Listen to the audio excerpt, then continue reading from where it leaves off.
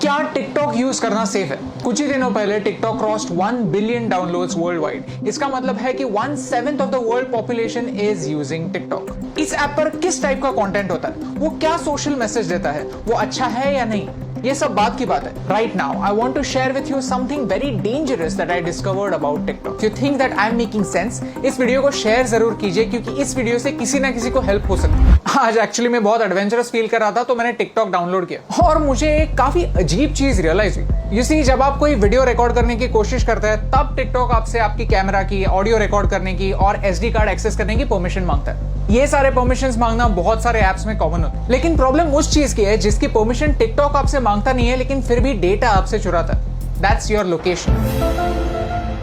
आप ये खुद चेक कर सकते हैं। सेटिंग्स में जाइए और ऐप परमिशंस में जाकर टिकटॉक को सर्च कीजिए। लोकेशन का कहीं पे मेंशन भी नहीं होगा। लैंग्वेज सिलेक्ट करते वक्त मैंने सिर्फ इंग्लिश सिलेक्ट किया था, फिर भी मेरे फीड में हिंदी वीडियोस है, मराठी वीडियोस भी है। टिकटॉक को कैसे पता चल रहा है कि आप कहां पे? जस्ट एज अ प्रिकॉशन मैंने लोकेशन भी ऑफ कर दिया था। लोकेशन ऑफ करने के बाद गूगल मैप्स भी ठीक से नहीं चल पाता, आरोग्य सेतु ऐप भी नहीं चलता। These important apps also can't work without you giving them the permission. मैं मुंबई में हूं, मुझे मराठी आता है, मुझे हिंदी आता है, ये टिकटॉक को कैसे पता चल रहा है? If you want to cheat your location, there is a very simple trick called a VPN, virtual private network. Okay, so मैं अभी एक VPN यूज कर रहा हूं और मेरा लोकेशन मैंने USA में सेट किया।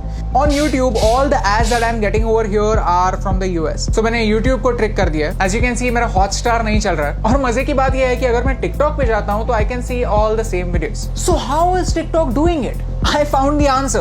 TikTok is using the data from your SIM card. जो सारा इंफॉर्मेशन जा रहा है वो मेरे सिम कार्ड से जा रहा है। क्या आपको समझ रहा है कि ये कितना डेंजरस है, कितना सिनिस्टर है?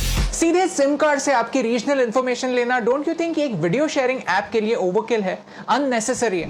And the worst part is, इसके बारे में कोई वार्निंग नहीं है। द ऐप जस्ट सेज कि we will automatically collect it, that's it. ये डिस्कवर करने के बाद मैंने टिकटॉक की प्राइवेसी पॉलिसी कंप्लीटली पढ़ी और उसमें मुझे कुछ ऑब्जेक्शनेबल पॉइंट्स दिखे। If you link any social media account to TikTok, then TikTok वहां की इंफॉर्मेशन यूज कर सकता है आपके बारे में जानने के लिए। टिकटॉक कंटेंट डिलीवरी के लिए HTTP सर्वर्स यूज करता है, HTTPS नहीं, सिक्योर्ड सर्वर्स नहीं। तो ये सर्वर्स हैक हो सकता है। इस वीडियो में किसी ने डेमोन्स्ट्रेट किया है कि कैसे ऑफिशियल अकाउंट से एक गलत मैसेज फॉरवर्ड हो सकता है। आपका अकाउंट डिलीट होने के बाद भी टिकटॉक जब तक चाहे आपका डेटा उनके सर्वर्स में रख सकता है। और मेरा टिकटॉक के साथ सबसे बड़ा प्रॉब्लम है आर्टिफिशियल इंटेलिजेंस। कि ByteDance जो टिकटॉक की पेरेंट कंपनी है, वो एक आर्टिफिशियल इंटेलिजेंस कंपनी है। उनका प्रोडक्ट कंटेंट क्रिएशन का प्लेटफॉर्म नहीं है, उनका प्रोडक्ट है algorithm. You see, China wants to be a superpower in AI by 2030. Computer की भाषा क्या होती है? Zeros and ones, binary.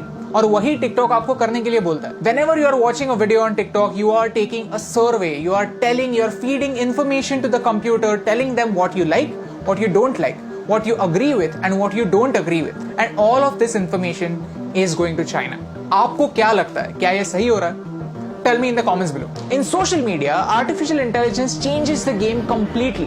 Computer decide करता है कि आपको क्या देखना चाहिए और क्या नहीं देखना चाहिए। सर्च का ऑप्शन ना होने की वजह से प्लेटफॉर्म कंट्रोल करता है कि आप क्या देखेंगे, और ये एक बड़ा प्रॉब्लम है। ओके, सो चाइना पर आता है। चाइना में ऐसा लॉ है कि if you are a Chinese company, then you have to share the data that you collect with the Chinese government. And because of this, Indian ministry of defence ने armed forces को 42 apps अपने phone से delete करने के लिए कहा। India does not have a proper data protection act. We ourselves need to be extra safe. China में freedom of press है ही नहीं। पूरी प्रेस गवर्नमेंट के कंट्रोल में। Syria, Saudi Arabia, Afghanistan, Somalia, ये कंट्रीज भी फ्रीडम ऑफ प्रेस की स्केल पर चाइना से ऊपर आती हैं। और यही सारे रेस्ट्रिक्शंस उन सारे लोगों पर भी अप्लाई हो जाते हैं जो चाइनीज एप्स यूज करते हैं। Start talking about Tibet, start talking about Hong Kong, start talking about Taiwan. अगर आपका वीडियो स्ट्रेट अवे बैन नहीं हुआ तो वो ज्यादा लोगों तक नहीं पहुंचेगा। यू सी, आज चाइना को तिब्बत से प्रॉब्लम है, कल अरुणाचल प्रदेश से भी हो सकती है, लद्दाख से भी हो सकती है। If you can't talk about this stuff, how will you know about it? How will you raise your voice? And by using these Chinese apps, we are supporting China's version of the internet.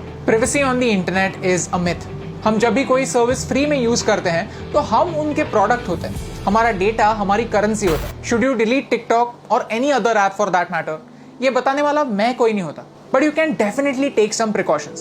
If you have Chinese apps on your phones, then don't use UPI or any net banking apps on the same phone. When creating an account, don't use Google to sign in. Create a new account, use a different password. Cyber theft is real. Keep changing your passwords and keep your emails safe. If you go to haveibeenpawned.com, you can find out whether your personal information has been breached. All I want to say is this is not TikTok versus YouTube. I am giving you TikTok's example because TikTok is popular and you can check it yourself. If you're a TikTok creator, then this concerns you more than me because आपका data ज्यादा share हो रहा है. It's important for you to know कि China के products को सस्ता मत समझिए, चाइना के एप्स को फ्री मत समझिए because everything comes at a cost. My question is, can you pay the price?